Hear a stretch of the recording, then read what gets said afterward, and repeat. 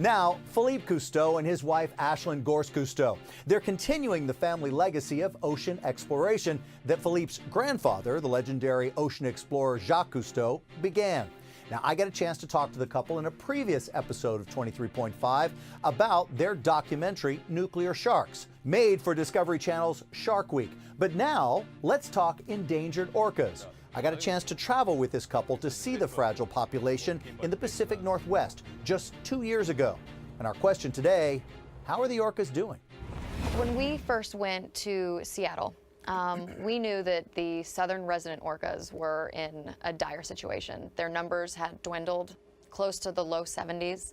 And that main researcher we were with, Ken Balcom, who had been with these whales almost his whole researching life, you know, he was really, truly worried about all the dangers that they were facing, from overfishing to not having enough salmon for them to eat, to their waters being polluted, to the marine noise that we saw when we were there. Giant shipping lanes are going right through this area where... Right next to them. Right next to these endangered creatures. So I'm happy to report that not only has Granny come back, so Granny has now been seen. She would now be 105 years old, they think. Incredible. So we're hopefully the oldest orca that's ever lived. And they've also brought those pod numbers up to 87.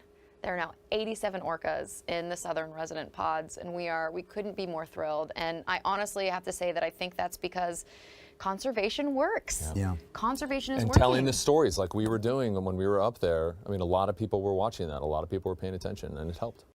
When I get to go on these things with the two of you, Philippe, I learned so much. And, you know, orcas had a reputation just because of their name. People called them killer whales. And one of the things that it's so exciting to me about spending time with you guys is understanding how peaceful they were.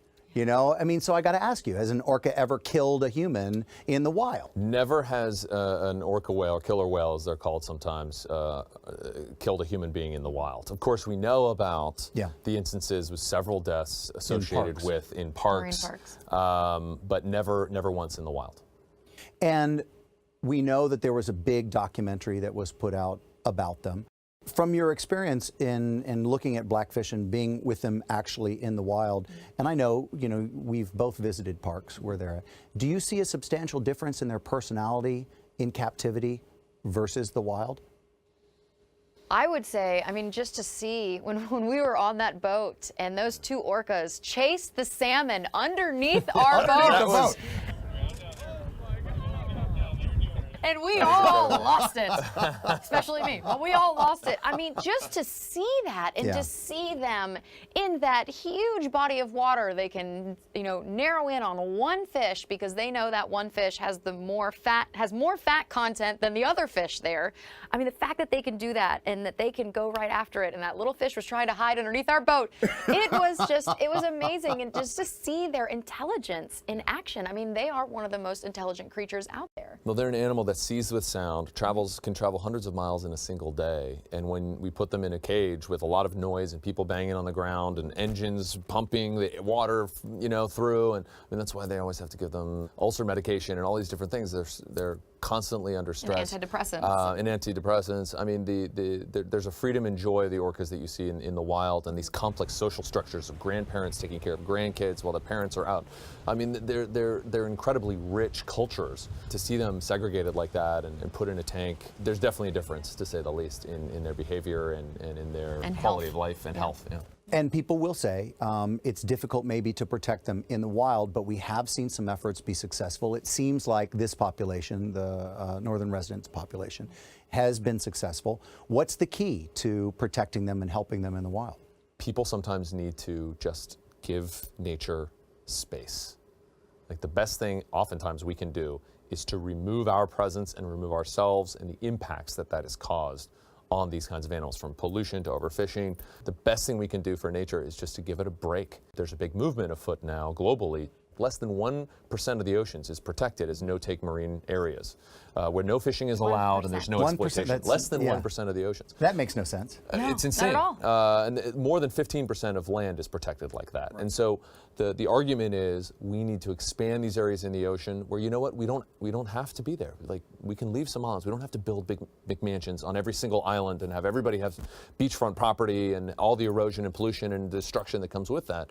Maybe we can leave some places alone, as we saw in the Marshall Islands, where post-nuclear testing, there was no human habitation for 70 years. And even after the surface of that water got to 3 times as hot as the temperature of the sun and annihilated everything, 70 years later. The worst thing humanity could throw at it, we threw at it. Absolutely. And 70 years later, it's all come back. And so that's really the message, is I think that we need to create areas in nature where necessarily humans aren't there and let nature thrive, and it will on its own. Up next, we'll follow the Cousteaus as they set sail in search of the next great big story. It's only about 4 inches long, but can strike with a force of 335 pounds. Wow.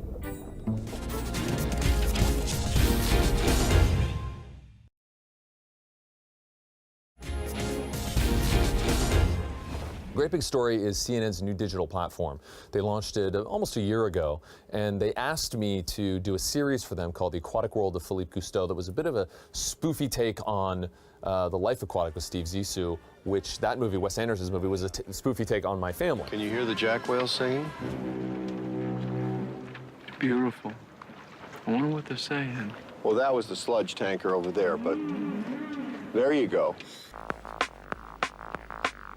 So it was a lot of fun to go. It's a spoof on a spoof. Yeah. To kind of go full circle. And when they said we want to do something with you, I said, I'd like to do something that can be a little bit more fun, a little bit less earnest. Yeah. And so we did a series called The Aquatic World of Philippe Cousteau, 8 special shorts online, exclusively digital, and they went gangbusters. I mean, we'd have millions and millions and millions of views of them. Hold on, I need a minute. The ocean is particularly captivating today. All right, what's on the docket? So we're doing the second season. We're filming at the end of July. Ashlan's going to be in the second season. That'll probably come out this fall. So we're really excited about it. You're experiencing all this with 3 optical receptors. Because the mantis shrimp has so many more than us, their light detecting ability is astronomically better. And this can help them spot prey quicker, making it an extraordinary hunter. It's only about 4 inches long, but can strike with a force of 335 pounds. Wow. All right, so I have to ask, because some of these episodes have titles like Odd Couple of the Sea, and I don't know if we're talking about you guys or somebody else, The Ocean's Curious Copycat, Sex-Crazed Sea Slug. That was my favorite one. All right, okay, so wait a minute, what is this? Explain it. The idea, the concept of the series was, how can we convey science and real information about the oceans in a fun, quirky way that's enjoyable to watch? We did stuff on sea slugs, nudibranchs particularly. We did something on narwhals. Narwhals don't migrate like other whale species. So the whole idea was very shot in a Wes Anderson style, kind of quirky. I had Campari, which was an Easter egg tribute to Steve Zissou. That's what he drinks in the movie. And we were just having a lot of fun with it, but wanted to create something for the types of people that may not sit down and watch a traditional nature documentary series, but something that could go viral, that's quirky, but you still learn something. I've dedicated my life to studying the ocean. But sometimes you come across something so marvelous, you have to wonder, what the heck is going on down here? Today we're talking about the mimic octopus. Mimic octopus. All right, so if I want to see them and if I want to share them, where do I go for this? They're all on YouTube, of course, or Great Big Story, but just type in The Aquatic World of Philippe Cousteau, and they can see that series, and then the new season 2 will be coming out this fall. Submarine's a bit chilly today, team. Hats on. All right, now in this series, you or someone else is always wearing a red cap. So explain to me the secret behind the red cap, just so I know. So the red cap is a tribute to my grandfather. They also wore it in the Undersea World, the Life Aquatic with Steve Zissou. They wore it in the Undersea World of Jacques Cousteau, my grandfather's series. The red cap was a watch cap that divers would use, hard helmet divers, to keep their heads warm. Yeah. And my grandfather started wearing them in between dives, and it became this iconic thing. So we wear them in the show as a tribute to him. Now, it has been an honor for me to know you both for a long period of time, and I have to ask about the legend, what it's like to be. There is no bigger name than Cousteau in oceans and environment, period, worldwide. Tell me a little bit about what it's like to carry that banner, Philippe. I don't think I've ever asked you that before. I don't think we have talked about that. I mean, all the adventures we've had, from manatees to orcas to, all over the country, and I don't think we've talked about that. It's a great question, and one that, believe it or not, I don't get asked that much. It's a tremendous honor. I decided when I was little to never look at it as a burden, because my grandfather was a world-famous icon. He invented scuba diving, co-invented scuba diving. He invented underwater cameras. He was the first one to film documentaries. So I never held myself to that standard, because it's not like I can go and be the first one to do that again, right? So it's not like he was an athlete and I can try and be a better athlete. My grandfather did all of these things for the first time, and that has its place in history, and I can't top that necessarily. So I just look at doing honor to that legacy and helping to carry on that spirit of wonder, because every new generation, there's an opportunity to help them see something again for the first time. Yeah. And so my goal and our goal is to help people understand the wonder of the world and care about it in whatever way that we can, and just hopefully honor my father and my grandfather both, and the work that they did and the sacrifices they made. And Ashlan, I remember when the two of you were kind of getting together and dating, and I thought, I remember talking to you about it. It was so incredible, because the two of you are just an incredible couple, and everyone needs to understand, off screen and on screen, that the two of you are just who you are, and the connection of what you bring to these is incredible. What you bring to the camera, what you bring on the air. Thank you. An entertainment reporter in your own right, an anchor, very successful at this life that is very, very glamorous. Now attached to this man. Exactly. And traveling the world, with anything you can fit in a backpack and then some. But you're going to the Arctic soon. Exactly. So how did you make the transition from your Hollywood world to this world of environmental discussion? For me, it was a very conscious decision. I love entertainment news and I love pop culture, and I always will. But I got to a point in my life where I realized that I wanted my career to be a little more weighty. I wanted to help change the world, and I think the way I can specifically do that is through my storytelling and through my years of being a journalist.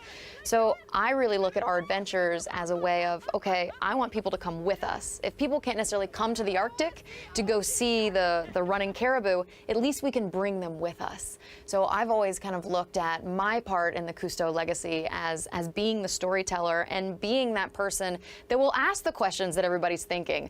I'll ask the question, is that true about a narwhal? Do narwhals really do that? So I feel like I can be that relationship for the viewer, so I can help the viewer ask those questions that they want to ask. I'll tell you, I love spending every moment with you, and I feel the same way when I watch what you do. I think you're America, if not the world's first couple of ocean and environmental conversation. I just believe that that's what you are, and I hope that everybody in the world understands that if there's a voice that they want to hear and you want to learn and you want to understand, it's coming from you guys. So good luck with everything that you're doing. It's always more fun when we get to do it with you as well. The Cousteaus are now using their knowledge and celebrity to encourage a whole new generation of environmental citizens. Philippe started a nonprofit in 2004, hoping to educate our younger generations on the environment and the challenges facing our planet. Now, that organization is called Earth Echo, and if you want to find it, it's earthecho.org. And on a programming note, the Weather Channel will be partnering with Great Big Story for a TV and digital series that's called That's Amazing. I don't really want them to be like anything. I want them to be like nothing else you've seen before. Here we'll introduce you to people who are doing amazing things with the weather all over the world. Now, coming up, it's one man's idea to save our oceans by turning them around and turning them into fertile farms. It takes no fresh water, no feed, no fertilizer, and no arid land in order to grow our food, making it the most sustainable kind of food production on the planet.